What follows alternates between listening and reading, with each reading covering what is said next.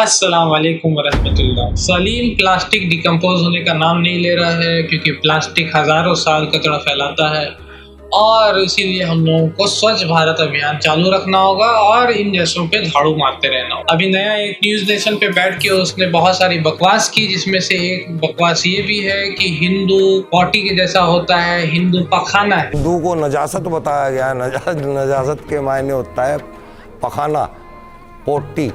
हिंदू पोटी के बराबर है। अब ये क्या क्या खा रहे हैं, मखाना खाते या पखाना, मुझे नहीं मालूम। ये किस किस चीज का पखाना खाते हैं मुझे नहीं मालूम। लेकिन कुरान में सूरह तौबा सूरह नंबर 9 आयत नंबर 28 में पहला बात तो हिंदू का वर्ड वहाँ पर लिखा हुआ नहीं है। अगर आप कुरान पढ़िएगा सूरह तौबा सूरह नंबर 9 आयत नंबर 28 वहाँ नहीं है। अगर ले भी लिया जाए कि वहाँ पर मुशरिक लिखा हुआ है, जिसका मतलब कि हिंदू ही आपको लेना है, तो फिर कॉन्टेक्स्ट देखा जाएगा कि वो आयत जो है वो किस कॉन्टेक्स्ट में नाजिल हो रही है। गज़वा हुनैन है और सारी जंग की जो भी पस मंजर है वहां पर उसको देखना होगा।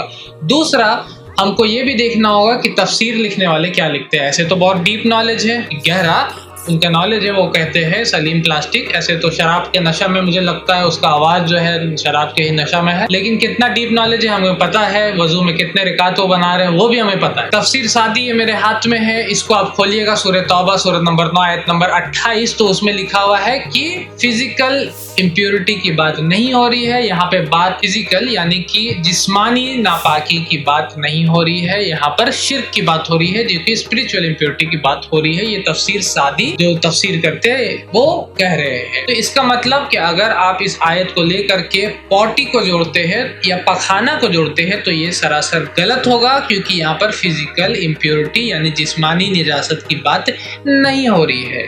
तो तफसीर से भी जवाब हो गया। उसके बाद हदीस देख लेते हैं। हदीस में अगर आप सही बुखारी पढ़िएगा हदीस नंबर 279, तो वहां पर ये लिखा हुआ नबी सल्लल्लाहु अलैहि वसल्लम फरमाते कि एक मुसलमान नजिस नहीं होता है। इसका मतलब ये नहीं कि वो नापाक नहीं होता, इसका मतलब ये है कि स्पिरिचुअल इम्प्योरिटी की बात हो रही है वहां पर। तो इसी तरीके से इस हदीस को देखने से हमको ये पता चल रहा है कि इस आयत में फिजिकल इम्प्योरिटी की बात नहीं हो रही है। और साथ ही साथ में अगर आप और भी स्क्रिप्चर्स पढ़िएगा जो कि ये नेग्लेक्ट करते हैं, एज एन एथिस्ट सलीम चचा को तो पढ़ना चाहिए था, लेकिन सलीम प्लास्टिक पता नहीं क्या क्या पढ़े हुए हैं, कितना उनका डिग्री है और धर्म पढ़ा है कि नहीं पढ़ा है। मैंने पढ़ा है बाइबल, तो मैं बता देता हूँ। मैथ्यू चैप्टर 15 वर्स नंबर 26 में जीसस क्राइस्ट नॉन जेंटाइल्स को डॉग्स बोल रहे हैं, कुत्ते बोल रहे हैं। हम लोग सभी नॉन जेंटाइल्स है, उसी तरीके से हमारा पूरा कंट्री ही नॉन जेंटाइल हो सकता है, क्योंकि हम लोगों में से कोई भी ज्यू नहीं है।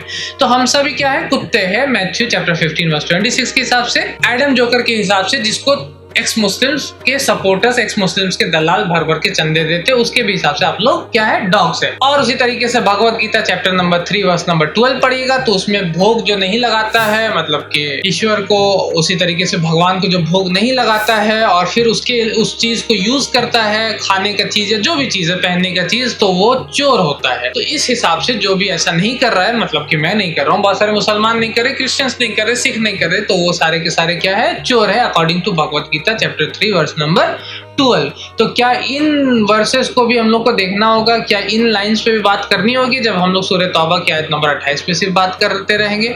और सूरह तौबा सूरह नंबर 9 आयत नंबर 28 मैंने बोला कॉन्टेक्स्ट है, वहां पर फिजिकल इम्प्योरिटी की बात नहीं हो रही बल्कि स्पिरिचुअल इम्प्योरिटी की बात हो रही है। तो इस आयत को पॉटी से कंपेयर करना सरासर बेबुनियाद होगा और गलत और गुमराह करने वाली बात होगी। और इस तरीके की जो 26 आयतें हैं उसको अगर आपको देखना है, उसके जवाब को जानना है, तो ये हमारी बुक है कुरान की 26 आयतों का जवाब। इसका लिंक मैं डिस्क्रिप्शन में डाल रहा हूँ, इसको आप जा करके फ्री में डाउनलोड कर सकते हैं और अपने रेफरेंस के लिए अपने पास रख सकते हैं। तो इस वीडियो को ज्यादा से ज्यादा शेयर कर दे, एक्स मुस्लिम्स उनके दलालों तक पहुंचा दे और हमारे मुसलमान भाइयों तक भी पहुंचा दे जो चाहते हैं कि इन एक्स मुस्लिमों को जवाब कैसे दे। वाखिर दवाना अल्हम्दुलिल्लाहि रब्बिल आलमीन।